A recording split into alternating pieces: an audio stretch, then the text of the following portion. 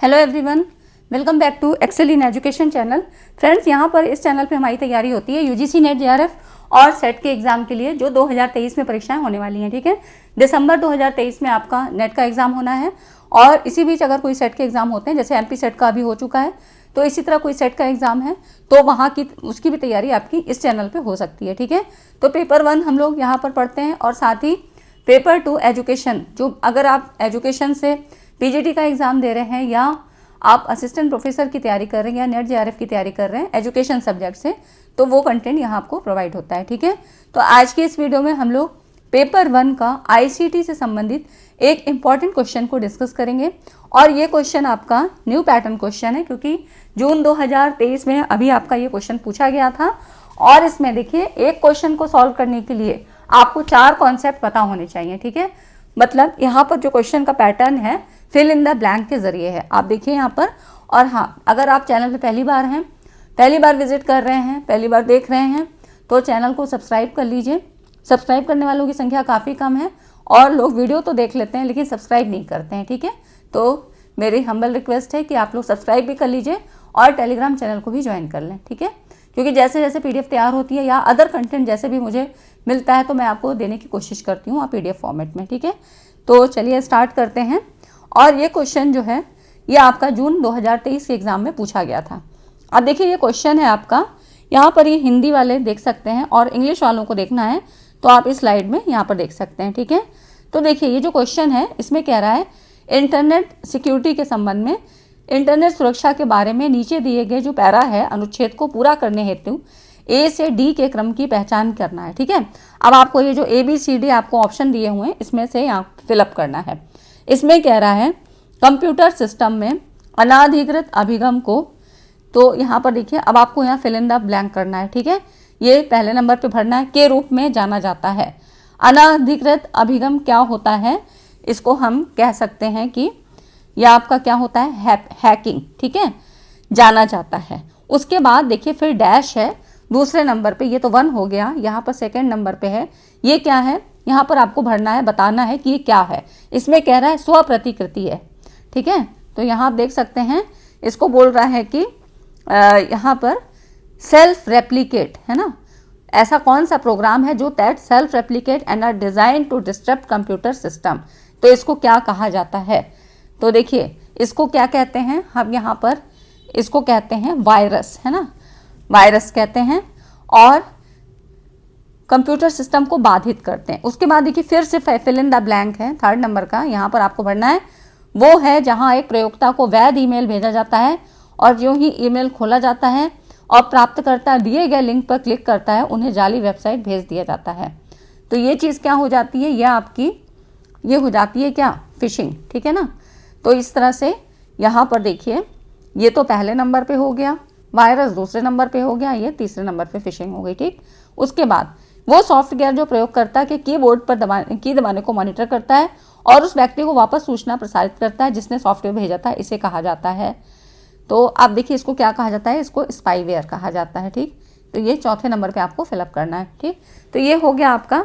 अब इस तरह के सवाल ऐसे पूछे जा रहे हैं जिसमें कि आप देखिए एक सवाल होगा, यहाँ से आपको 2 नंबर मिलेंगे सही होने पर, और इसको देखिए ऑप्शन को लगाना है आपको।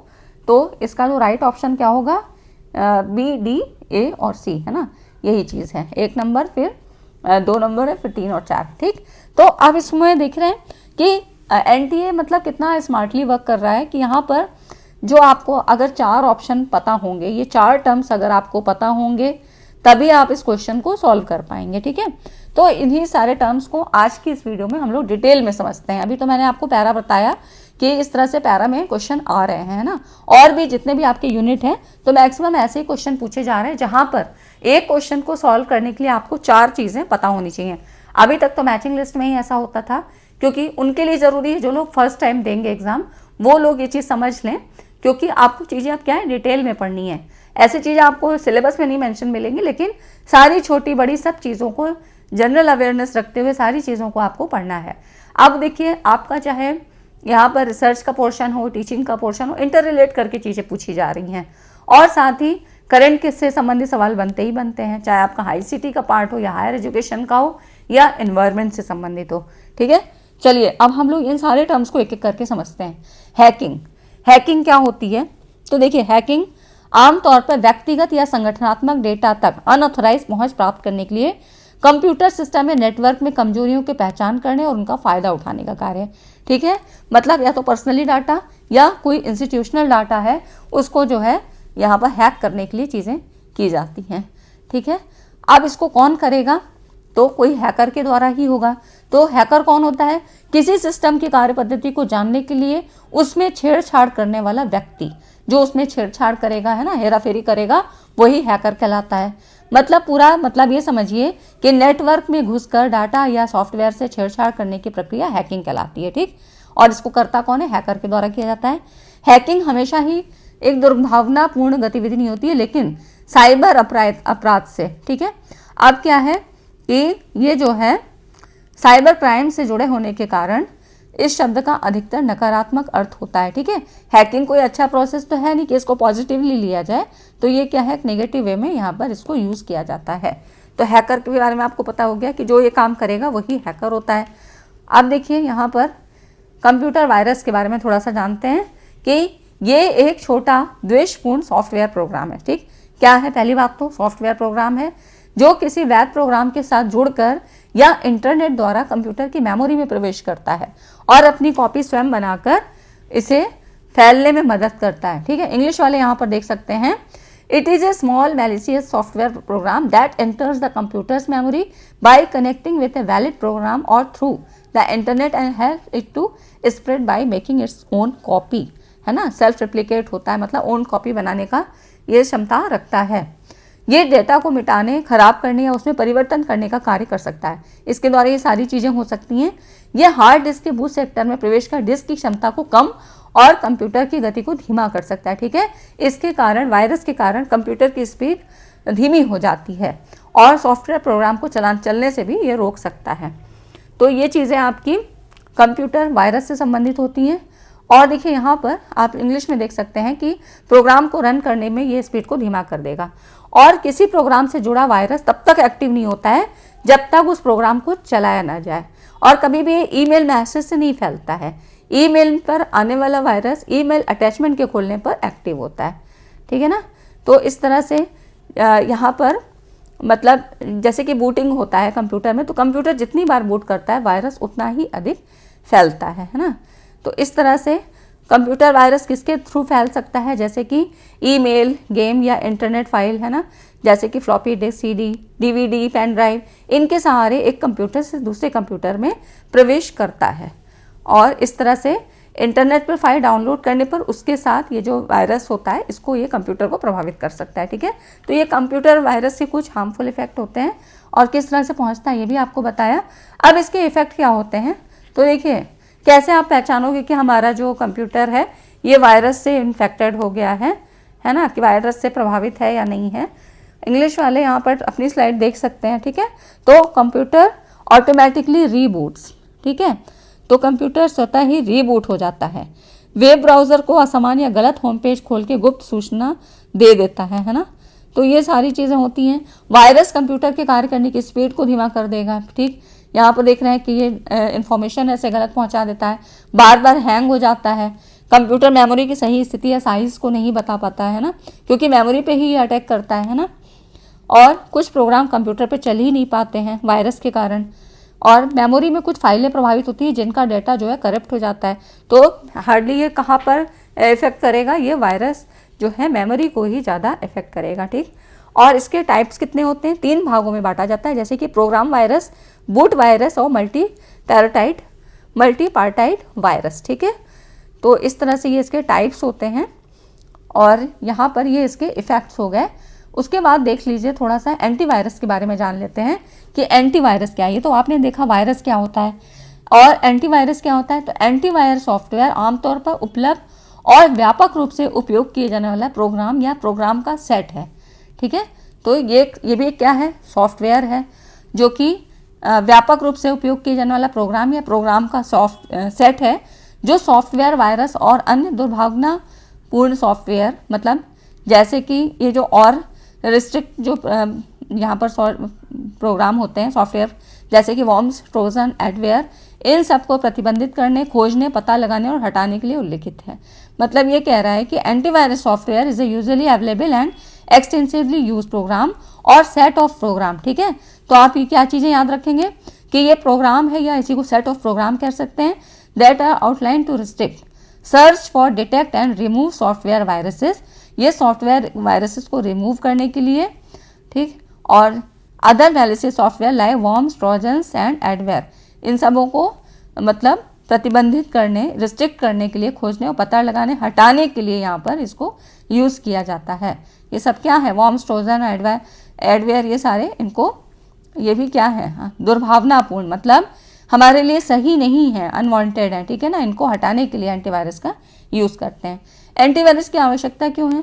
क्योंकि ये जो उपकरण है, ये जो टूल्स है, उपयोगकर्ताओं के लिए loaded and up to date जो है होने के लिए महत्वपूर्ण है, क्योंकि एंटीवायरस सॉफ्टवेयर सुरक्षा के अभाव में कंप्यूटर इंटरनेट से कनेक्ट होने के कुछ ही मिनटों के भीतर ये क्या होगा, इन्फेक्टेड हो जाएगा, है ना।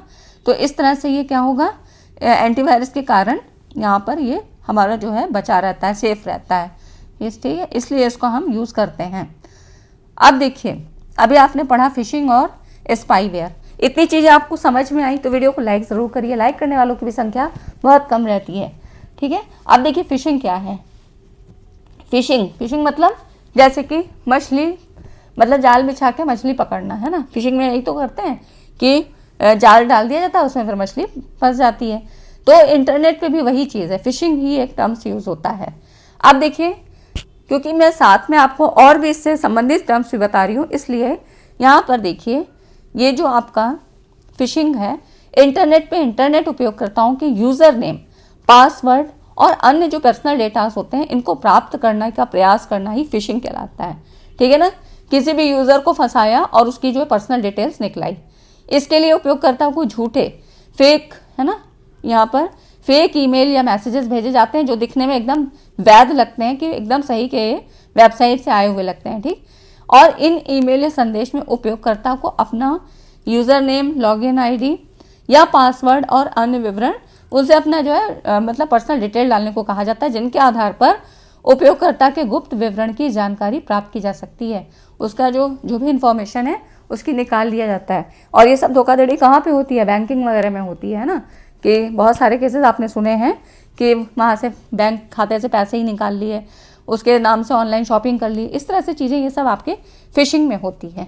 ठीक, तो ये आपका यहाँ पर देख सकते हैं कि इस तरह से ये फिशिंग के अंतर्गत ये सारी चीज़ें होती हैं। मतलब आप बस ऐसे याद रखिए कि फिशिंग मतलब मछली पकड़ना, जैसे किसी को फंसाया जाता है अपने जाल में, उसी तरह होता है। अब अगर टाइप्स ऑफ फिशिंग अटैक की बात करें तो देखिए, इसमें जो आपका सबसे ज़्यादा पूछा जाता है, ये दो टाइप्स ज़्यादा पूछे जाते हैं। एक होता है स्मिशिंग, ठीक है ना, एक होता है स्मिशिंग और एक होता है विशिंग। ठीक, अब देखिए थोड़ा सा इनके बारे में बता लेते हैं कि ये विशिंग और स्मिशिंग क्या होता है। स्मिशिंग, इस प्रकार के जो फिशिंग अटैक में जो यूज़र्स है, इसको लिंक पर क्लिक करने या अटैचमेंट डाउनलोड करने के लिए एसएमएस या टेक्स्ट मैसेज का यूज़ यहाँ पर किया जाता है। ठीक, इसमें स्मिशिंग में ये इसके टाइप्स ऑफ अटैक के बारे में बात हो रही है कि फिशिंग जो अटैक है कितने टाइप्स की होती हैं, बहुत तरीके की होती हैं, लेकिन यहाँ पर जो हम बात कर रहे हैं, जो आपके नेट के एग्जाम में पूछी गई है एक दो बार, तो उसमें स्मिशिंग और विशिंग। तो इस प्रकार के फिशिंग अटैक में क्या होगा, जो यूज़र्स है उसको कहा जाएगा कि आप इस लिंक पे क्लिक करो या इसको डाउनलोड करो। ठीक है, तो ऐसा करने के लिए एक मैसेज आएगा, है ना, तो ये हो जाता है आपका स्मिशिंग, है ना। तो यहाँ पर टेक्स्ट मैसेज आएगा, जिसमें कि यहाँ पर टेक्स्ट मैसेज आएगा। और विशिंग, देखिए यह वी से शुरू है ना, तो इस प्रकार के अटैक में क्या होगा, क्रेडिट कार्ड नंबर या पासवर्ड जैसी इंपॉर्टेंट जानकारी देने के लिए वॉइस मैसेज या फ़ोन कॉल का यूज़ किया जाएगा। यहाँ पर जो आपका आएगा, यहाँ पर टेक्स्ट मैसेज के थ्रू आ रहा था, यहाँ पर आपका वॉइस आए, मतलब वॉइस कॉल आएगी, मतलब फ़ोन कॉल आएगी या कुछ वॉइस मैसेज आएगा कि आप इतना डिटेल मुझे दो, क्रेडिट कार्ड की या पासवर्ड या कोई भी ऐसी जो है आपकी इम्पॉर्टेंट जो आपकी इन्फॉर्मेशन है वो निकलाई जाती है। और कॉल करने वाला अपने को बताएगा कि मैं इस कंपनी से बोल रहा हूँ, इस सरकारी एजेंसी के वहाँ एजेंट के रूप में बात कर रहा हूँ। तो ऐसे करके आपको वॉइस मैसेज मतलब वॉइस मैसेज या वॉइस कॉल आती है, फ़ोन आता है। ठीक है, तो यहाँ पे विशिंग से आप वॉइस ऐसे याद रखिएगा, स्मिशिंग से एसएमएस टेक्स्ट ऐसे याद रखिएगा। ठीक है, तो फिशिंग क्या हुई, इंटरनेट यूज़र का नेम, पासवर्ड, पर्सनल इन्फॉर्मेशन से प्राप्त करने का प्रयास करना ही फिशिंग कहलाता है। ठीक है ना। तो ये हो गई आपकी स्मिशिंग और विशिंग, इसी से संबंधित है। अब देखिए स्पाईवेयर। स्पाईवेयर क्या होता है? स्पाईवेयर देखिए यहाँ पर देख लीजिए, it is a malicious software program, एक ये भी सॉफ्टवेयर प्रोग्राम ही है। Whose purpose is to act like a spy, एक जासूस की तरह से काम करना। ठीक है ना। तो ये एक प्रोग्राम है, सॉफ्टवेयर प्रोग्राम है, जिसका उद्देश्य कंप्यूटर यूजर्स के विरुद्ध जासूस की तरह कार्य करना होता है। ये द्वेषपूर्ण प्रोग्राम कंप्यूटर उपयोगकर्ता की जानकारी के बिना उपयोग के बारे में कुछ सूचनाएं, जैसे कि ईमेल संदेश, यूजर नेम, पासवर्ड, पूर्व में देखी गई वेबसाइट का विवरण, ये सारी चीज़ें इकट्ठा करता है। मतलब एक पूरा जासूस की तरह से काम करता है। तो यहाँ पर स्पाईवेयर क्या हुआ, देखिए खास बात, एक जासूसी वायरस होता है जो लगभग हर उन डिवाइसेस में जा सकता है जो इंटरनेट से जुड़ी होती है। ये बिना आपसे पूछे, आपकी परमिशन नहीं लेगा, लेकिन आपके मोबाइल से और लैपटॉप जैसे डिवाइसेस से आपकी जानकारी चोरी कर लेता है और इस जानकारी को दूसरी जगह तक भेज देता है। मतलब जहाँ से भी इसको कंट्रोल किया जा रहा है वहाँ पर इसको ये भेज देता है। ठीक है। तो जैसे इसका एग्जाम्पल है कीलॉगर, स्पाईवेयर का उदाहरण है। कुछ कंपनियां, कहाँ इसका यूज़ होता है, तो जैसे कुछ कंपनियां होती हैं वो अपने जो वर्कर्स हैं इनकी एक्टिविटीज़ पे नज़र रखने के लिए जानबूझकर स्पाईवेयर का उपयोग करती हैं। ठीक है। तो स्पाईवेयर का ऐसे यहाँ पर यूज़ किया जाता है अपने एम्प्लॉयज़ की हाल खबर रखने के लिए। अब इसके टाइप्स क्या होते हैं, तो टाइप्स में देखिए adware, system monitors, tracking cookies, trojans, है ना। ट्रोजन्स आपने सुना है, तो ये भी क्या है, एक प्रोग्राम है, सॉफ्टवेयर प्रोग्राम है ना। ट्रोजन्स के बारे में आपने सुना है, क्वेश्चन भी पूछा गया है। तो ये इसके कुछ टाइप्स होते हैं, एडवेयर, है ना, adware, system monitors, tracking cookies और ट्रोजन्स। तो ये सब हो गया आपका इससे संबंधित। तो अब आप इस तरह के क्वेश्चन को सॉल्व कर लेंगे। ठीक है। तब आपके 2 नंबर यहाँ पर पक्के होते हैं। तो इस तरह से बाकी टर्म्स को भी मैं ऐसे ही समझाने की कोशिश करूँगी। तो अगर ये वीडियो समझ में आया, इतने टर्म्स आपको क्लियर हो गए हों, क्योंकि देखिए उनसे रिलेटेड चीज़ें भी मैंने आपको कवर करा दी जिनसे संभावना होती है, क्योंकि ठीक है अब इतना क्वेश्चन पूछा गया तो इससे संबंधित और भी चीज़ें थोड़ा हमें जानकारी रखनी चाहिए, तो इसलिए मैंने आपको बाकी रिलेटेड चीज़ें भी बता दी हैं। तो अगर वीडियो अच्छा लगा, वीडियो सेशन अच्छा लगा है, आपको समझ में आया, हेल्पफुल लगी हो, तो वीडियो को लाइक और शेयर करिएगा और चैनल को सब्सक्राइब कर लीजिए। ठीक है फ्रेंड्स। तो मिलते हैं अगली वीडियो में और इसी तरह के इंपॉर्टेंट टॉपिक के साथ। बाकी मेरी सीरीज़ आपकी टीचिंग एप्टीट्यूड और रिसर्च एप्टीट्यूड की चल रही है, तो आप लोग उनको देखिए ताकि दिसंबर 2023 में आपका नेट JRF क्लियर हो। ठीक है। चलिए मिलते हैं अगली वीडियो में। Thanks for watching.